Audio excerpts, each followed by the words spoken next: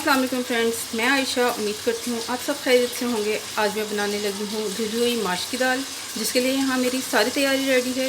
तो चलिए recipe start करते हैं। देखिए यहाँ मैंने सबसे पहले प्याज को भाज दिया, इसको फ्राई करेंगे, लाइट गोल्डन ब्राउन कर लेंगे इसको। देखिए प्याज हमारे गोल्डन होने ही वाले हैं, तो साथ ही मैं इसके अंदर अदरक और लहसुन कटी हुई डाल दूँगी, बारीक बारीक कटी हुई।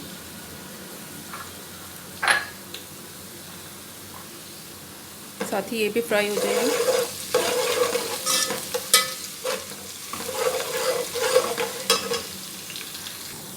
2-4 मिनट अदरक और लहसुन को फ्राई करने के बाद इसमें चला जाएगा ज़ीरा। ज़ीरे को भी फ्राई कर लेते हैं साथ। तो देखें ये कितना प्यारा गोल्डन फ्राई हो गया। अब इसके अंदर जाएंगे मसाले। मसालों से पहले मैं थोड़ा सा पानी ऐड करूँगी ताकि मसाले मेरे हलक में ना लगें।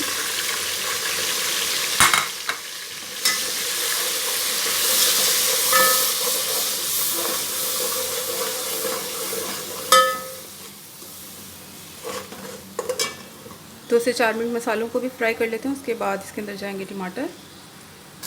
देखिए यहाँ पे मसाला फ्राई हो गया है या भुन गया है। अब इसके अंदर डाल दूँगी टमाटर।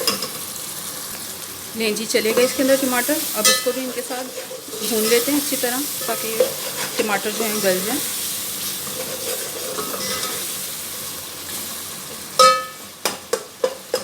थोड़ा सा पानी डाल के इसको कवर करके रख देते हैं ताकि टमाटर ज़रा गल जाए।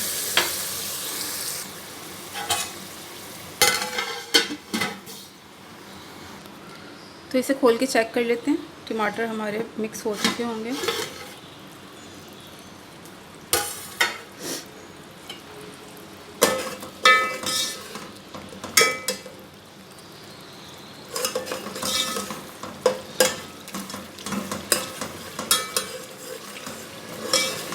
मसाला हमारा अच्छे से भुन चुका है और ऑयल भी रिलीज़ हो चुका है।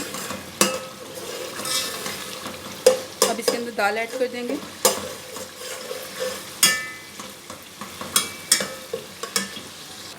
लें जी, दाल भी चली गई इसके अंदर। और अब इसके अंदर इतना पानी डालेंगे जितने में ये गल जाए।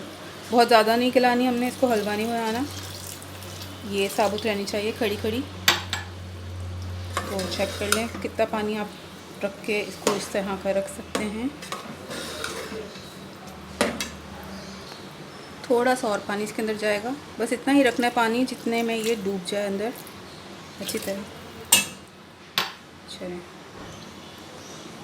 अब इसको लो टू मीडियम फ्लेम पे मैं रख दूँगी करीब 20 से 25 मिनट के लिए, और उसके बाद चेक करती हूँ।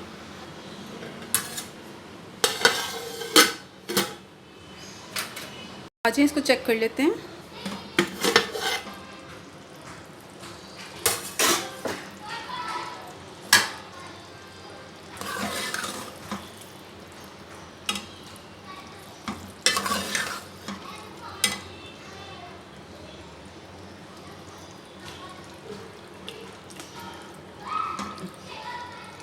देखें ये बहुत अच्छे से गल गई है।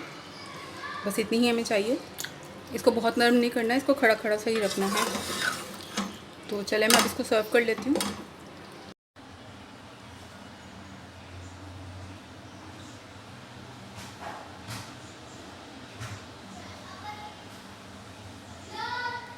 आ जाए जी, मज़ेदार सी दाल माश तैयार है। सर्व कर दी है मैंने। रेसिपी ज़रूर ट्राई कीजिएगा। मेरे चैनल को सब्सक्राइब कर दीजिएगा। बेल आइकन बजाना हरगिज़ नहीं भूलिएगा। इसके अलावा अच्छे अच्छे से कमेंट्स भी कर दीजिएगा। Thank you.